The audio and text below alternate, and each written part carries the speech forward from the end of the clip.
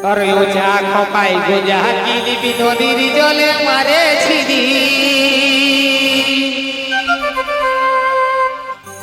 তোর চা খপাই গোজা কিনিবি নদীর জলে মারে ছিড়ি খপাই যদি কিনিবি গুঁজে মানে চুলটা একটু উঁচা করে বাঁধে আর কি আর নদীর জলের কাছে যদি দাঁড়াই অবশ্যই নিজেকেও দেখতে পাই এই যে সে ঝুমের ভাষা আমরা বলবো তাই বলছে সে গীতের মাধ্যমে কি আজ রঙ চৈগা শাড়ির তোরা চল গো